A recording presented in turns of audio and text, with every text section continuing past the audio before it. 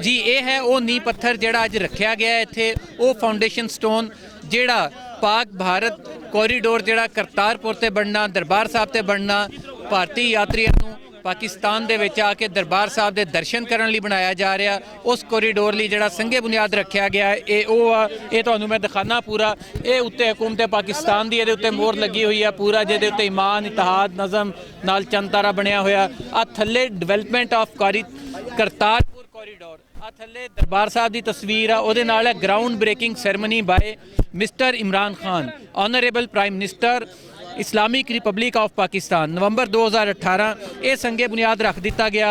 ये आसे पासे देख सकते हो तुसी, पूरा इनू गोल्डन रंग दिता गया, सुनहरा रंग दिता गया, बिल्कुल उस तरह जिद्दां अकाल तख्त के उत्ते हरमिंदर साहब के उत्ते अमृतसर दे विच गोल्डन टैंपल नूं दिता गया, उही रंग दे के इनू बड़ा खूबसूरत तरीके नाल रखा गया। ये कॉरीडोर जिहड़ा पाकिस्तान ते भारत नूं भी आपस च मिलाएगा, दोवां देशां दे पंजाबियां नूं भी आपस च मिलाण दा सबब बनेगा। तो ये राही ना सिर्फ एक सिख यात्री इत्थे आएंगे आके वो इत्थे अपने दर्शन कर सकणगे दरबार साहब दे, बल्कि पाकिस्तान ते भारत जिहड़े वो भी करीब आएंगे, तो नाल नाल जिहड़े पंजाबी आ दोवां देशां दे जिहड़े वंडे हुए सी, जिहड़े 70 साल तो दुआवां कर रहे सीगे, जिन्हां दी ख्वाहिश सीगी, जिन्हां दा चाह सी कि किसी तरह ये राह खुले।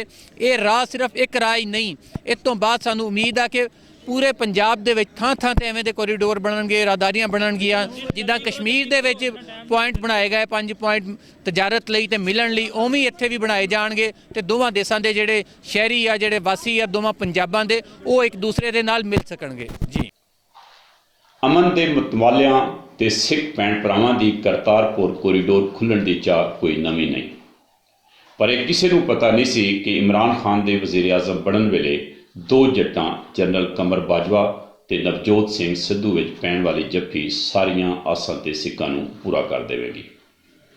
पिछले साल करतारपुर कॉरीडोर खोलण लई जिहड़ा काम शुरू होया वो तकरीबन मुकम्मल हो गया है। इस काम लई पाकिस्तान ते इंडिया दोनों देशां ही खुले दिल का सबूत दिता है। दोवां देशां विच सरकारी सतह ते कई मीटिंगां होईयां ते आखिरकार सारे मामले मिथ लै गए।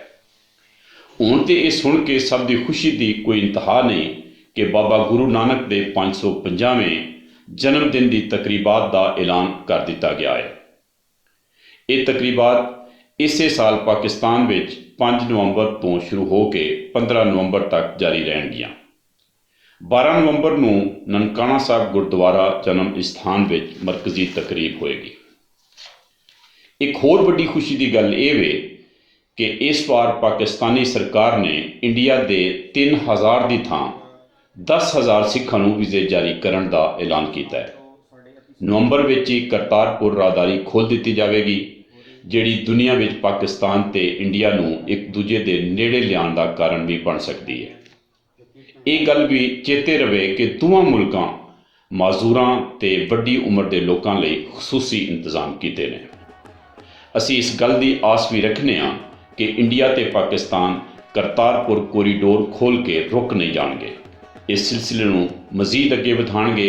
साडे हिंदू भरावां नूं उन्हां दियां मजहबी थावां की जियारत लई वीज़े जारी किए जाणगे। इस तरह इंडिया भी पाकिस्तानियों वास्ते नरमियां पैदा करेगा।